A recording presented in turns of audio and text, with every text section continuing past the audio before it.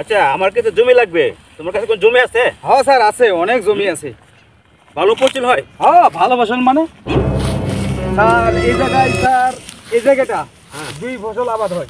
আচ্ছা, আর আরেকটু স্যার নিচে গেলে ওই সাইডে ওইটা ধরেন 1 ফসল আবাদ হয়। এখানকার জমির দাম কিরকম? আর এই জমিটা তো স্যার আমার বংশগতভাবে আমার গোল, এই জমিটা 1 কানি আছে। একখানি আছে না? হ্যাঁ ওই সাইডে 2 কানি আছে। আর আপনি কোনটা নেবেন? আমি আসলে প্রথমে কিনবো অল্প কিছু জমি, দেখবো যে ফসল কিরকম হয়। তাহলে 1 কানিটা লোন। হয়, এটা চলে, এরকম হলে চলে আমার।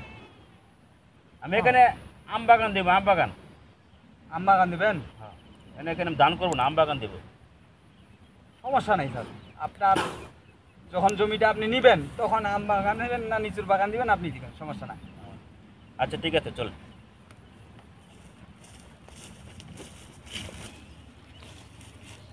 আসসালামু আলাইকুম স্যার। ওয়ালাইকুম আসসালাম, কেমন আছেন? আলহামদুলিল্লাহ, আপনি কেমন আছেন?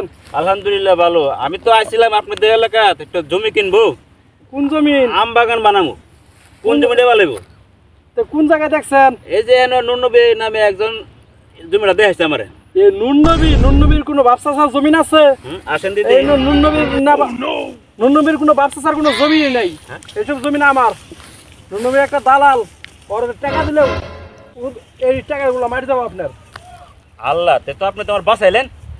ওর সাথে তো আমার কত হয়ে গেছে, ওর জমি আমি কিনবো। আপনি নুননবীর জমিন কিনবেন? নুননবীর বাপের জমিন আছে নো? নুননবীর তো একটা দালাল। আসলে এইসব জমিন আমার। আপনি আমার বাসায় যান, যে আমি যা কাগজপাতি আছে আপনি দেখাবো আমি।